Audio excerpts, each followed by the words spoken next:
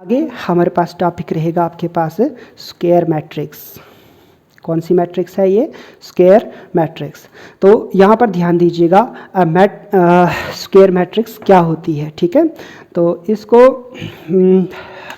पढ़ते हैं तो सिंपल है, देखिएगा। अ मैट्रिक्स, यहाँ पर लिखा हुआ है कि अ मैट्रिक्स इन विच, जिसमें क्या होगा, number of rows equal to the number of columns is called a square matrix. ठीक है, एक ऐसी मैट्रिक्स जिसमें नंबर ऑफ रोज बराबर हों नंबर ऑफ कॉलम्स के, तो ऐसी मैट्रिक्स को हम क्या बोलते हैं? Square matrix. अब देखिएगा, तो इसकी एग्जांपल देखिए, A इज इक्वल टू, अब इसमें जितने नंबर ऑफ रोज होंगे उतना ही नंबर ऑफ कॉलम्स होगा, तो उस वाले मैट्रिक्स को हम क्या बोलेंगे? Square matrix. जैसे 2x2 की मैट्रिक्स हो गई, देखो 2 2 3 4 ये एंट्री है, तो इसको हम क्या बोलते हैं? Square matrix. अब इसका ऑर्डर कैसे दोगे? m क्रॉस m, ठीक है, या आप लिख सकते हो 2 क्रॉस 2, ठीक है। तो हमेशा याद रखना कि इसका ऑर्डर क्या रहेगा, 2 क्रॉस 2 या m क्रॉस m। अब ये क्यों लिखा? क्योंकि दो ही रो है और दो ही कॉलम है, तो तभी इसका ऑर्डर क्या बनता है हमारे पास? m cross m। दूसरी बात, अगर हम बात करें बच्चे, एक और मैट्रिक्स ले लेते हैं, B matrix is equal to, देखो x y z p q r a b c like this. अब इस वाली मैट्रिक्स को देखोगे तो यहाँ पर भी क्या है बच्चे आपके पास, कि जितनी नंबर ऑफ रोज है उतने नंबर ऑफ कॉलम्स हैं, तो ऐसी मैट्रिक्स को भी हम क्या, कौन सी मैट्रिक्स बोलेंगे? Square matrix. और इसका ऑर्डर भी क्या रहेगा हमारे पास? m क्रॉस m, या आप बोल सकते हो कि 2 क्रॉस 2, सॉरी 3 क्रॉस 3। क्या होगा इसका ऑर्डर? 3 क्रॉस 3। तो यही आपके पास स्क्वायर मैट्रिक्स रहता है। तो चलो मेरे साथ एक बार रिपीट करो कि a square matrix in which the number of rows equal to the number of columns. ठीक है, तो एक स्क्वायर मैट्रिक्स क्या होती है? जिसमें नंबर ऑफ रोज किसके बराबर रहे? नंबर ऑफ कॉलम्स के बराबर रहे, और it's order is given by, जो मैट्रिक्स है ये स्क्वायर मैट्रिक्स, इसका ऑर्डर हम कैसे देते हैं? तो ऑर्डर दिया जाता है हमारे पास m क्रॉस m। इसको हाईलाइट कर रहा हूँ, देखिएगा क्या है, m क्रॉस m इसका ऑर्डर रहेगा। ठीक है, अब हम पढ़ते हैं टाइप्स ऑफ स्क्वायर मैट्रिक्स, कि स्क्वायर मैट्रिक्स की क्या क्या किस्में हमारे पास रहेंगी। ठीक है, तो पहली इसकी किस्म रहती है डायगोनल मैट्रिक्स। कौन सी मैट्रिक्स आपके पास? डायगोनल मैट्रिक्स, याद रखिएगा। अब इसको ध्यान से पढ़ते हैं, और यहाँ से बहुत सारे ऑब्जेक्टिव भी पूछे गए हैं डिफरेंट एग्ज़ाम के हिसाब से बच्चे। ठीक है, तो a square matrix is said to be diagonal matrix. एक स्क्वायर मैट्रिक्स को हम क्या बोलेंगे? डायगोनल मैट्रिक्स बोलेंगे। इफ़, अगर हमारे पास क्या है, if Aij is equal to 0 for, किसके लिए 0 होगा, लेकिन किसके लिए? जब i नॉट इक्वल टू है किसके बराबर? j के बराबर। अगर मैं दूसरे शब्दों में इसको बोलूँ तो इसमें क्या होता है? Non zero entries appear only on the principal diagonal. इस वर्ड को भी याद रखना कि द वर्ड, ठीक है, वर्ड्स नॉन ज़ीरो एंट्री जो होती हैं उसमें वो अपीयर होती हैं किसके ऊपर? प्रिंसिपल डायगोनल के ऊपर। तो ये वाला ऑब्जेक्टिव भी बहुत बार पूछ चुका है यहाँ से, कि नॉन ज़ीरो जो एंट्रीज होती हैं तो वो किस डायगोनल के ऊपर यहाँ पर होती हैं? तो आपने बोलना सर प्रिंसिपल डायगोनल के ऊपर होती हैं। अगर मैं डायगोनल मैट्रिक्स की एग्जांपल दूँ तो ध्यान दीजिएगा, A इज इक्वल टू, जैसे हम यहाँ पर लिखते हैं 4 0, और यहाँ पर लिखेंगे 0, और यहाँ पर क्या लिखेंगे हम? 6। तो ये कौन सी मैट्रिक्स हो गई?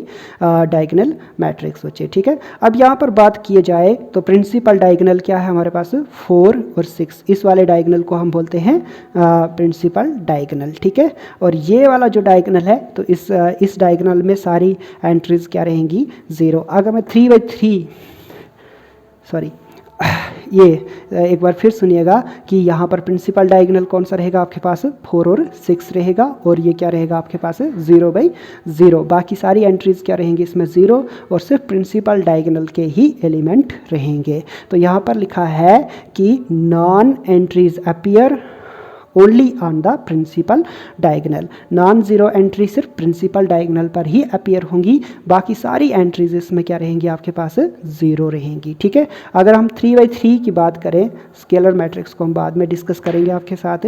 अगर हम 3/3 मैट्रिक्स की बात करें, ठीक है, तो देखिएगा ए मैट्रिक्स इज इक्वल टू, इसको लिखते हैं x, ये रह गया आपके पास 0 0, दूसरा लिखते हैं हम 0 y और ये भी 0, और नेक्स्ट है आपके पास 0 0 z, तो that is also an diagonal matrix बच्चे, या डायगोनल मैट्रिक्स। अब ये भी क्या है आपके पास डायगोनल मैट्रिक्स है। इसमें जो एंट्री आपको अपीयर दिखाई दे रही है आपके पास, वो कहाँ पर दिखाई दे रही हैं, सिर्फ नॉन डायगोनल एलिमेंट के ऊपर। नॉन जीरो एंट्री कहाँ पर हो रही हैं, तो प्रिंसिपल डायगोनल के ऊपर हो रही हैं, बाकी सारी एंट्रीज इसमें क्या रहेंगी आपके पास जीरो रहेंगी। ठीक है, अब बात करते हैं, यहाँ से ऑब्जेक्टिव पूछता है कि square matrix is said to be diagonal matrix if A is A I J equal to 0।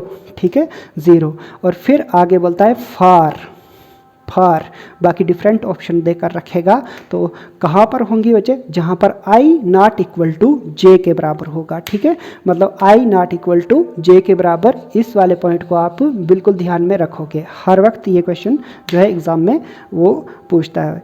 तो यहाँ पर अब देखो नॉन जीरो एंट्रीज के बारे में हम बात करें, i not equal to j का मतलब होता है, देखो यहाँ पर क्या होगा, पहला एलिमेंट x, तो इसकी अगर हम एंट्री देखें, x की एंट्री देखें, तो ये i के ऊपर है, या आई जे भी बोल सकते हैं आप इसको। ठीक है, तो इस वक्त आई जे क्या होगा, तो आप बोलोगे सर 1 1। ठीक है, तो आई इक्वल टू जे हो गया, तो यहाँ पर ही नॉन ज़ीरो जो है डिजिट आएगा।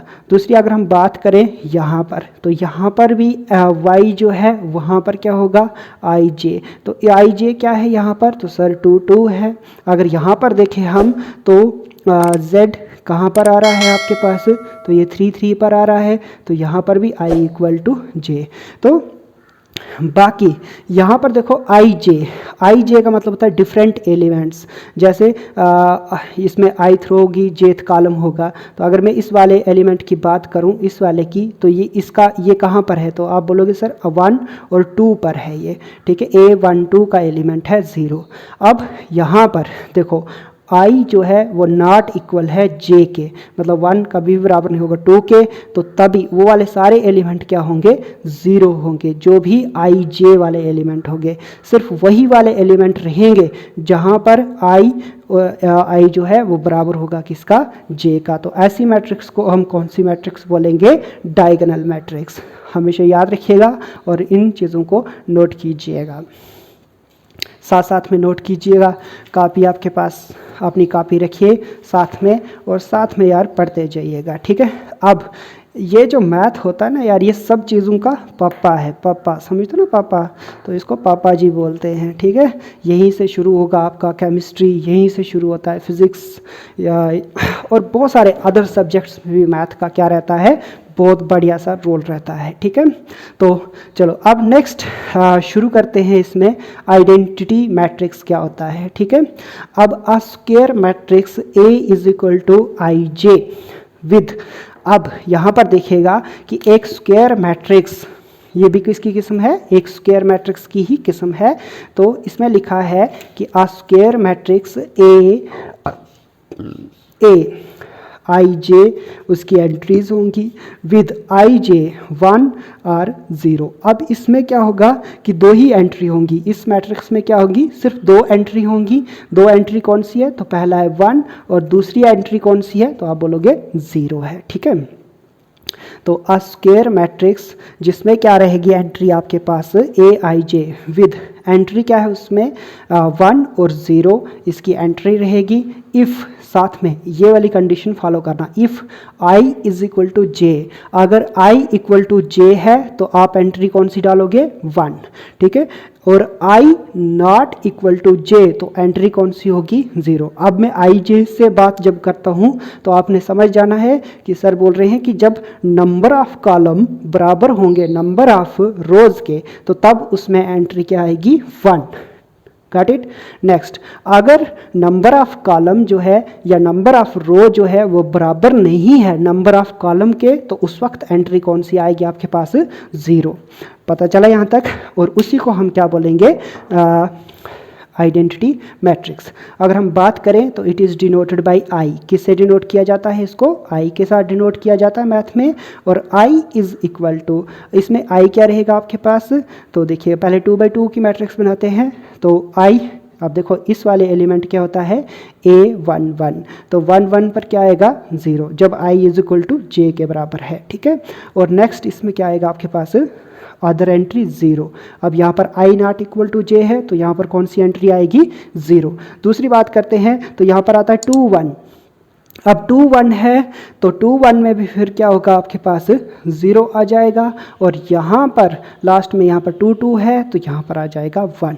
तो सिंपल सी बात है कि जब आई रो इक्वल टू कॉलम के बराबर है तो एंट्री आएगी 1, और अगर रो बराबर नहीं है कॉलम के तो उस वक्त एंट्री आएगी आपके पास 0। आई होप आपने इसको समझ लिया होगा। अगर हम 3x3 मैट्रिक्स की बात करें तो I इज इक्वल टू, देखिएगा इसको हम कैसे लिखते हैं, तो ध्यान दीजिएगा। इसको लिखेंगे पहले, देखो यहाँ पर 1 1 होता है तो 1 आएगा, यहाँ पर आ जाएगा 1 2 0, फिर आ जाएगा 1 1 3, ये भी हो जाएगा 0। नेक्स्ट दूसरी बात हम यहाँ पर देखें तो ये आ जाएगा 0, यहाँ पर होता है 2 1, ये भी हो जाएगा 0, यहाँ पर होता है 2 2, तो यहाँ पर आ जाएगा 1, और यहाँ पर फिर 0। यहाँ पर होता है आपके पास 3 1, ठीक है, 3 1, और यहाँ पर फिर यहाँ पर 3 2 0, और यहाँ पर 3 3, फिर आ जाएगा 1। तो इस वाले चीज़ को हम क्या बोलते हैं? Identity matrix. इसका ऑर्डर है 2x2, और इसका ऑर्डर रहेगा आपके पास 3x3 बच्चे। ये भी एक स्क्वायर क्या है, इसको हम बोलेंगे स्क्वायर मैट्रिक्स है, ठीक है। पर चला, तो आइडेंटिटी मैट्रिक्स के लिए ये वाली कंडीशन, ठीक है, स्पेशली जो एग्ज़ाम दे रहे हैं एनडीए एट्सेट्रा का, तो ये वाली कंडीशन जो है वो याद रखिएगा, ठीक है। तो आज की वीडियो यहीं पर रखूँगा। जय हिंद, जय भारत, आपका दिन शुभ रहे।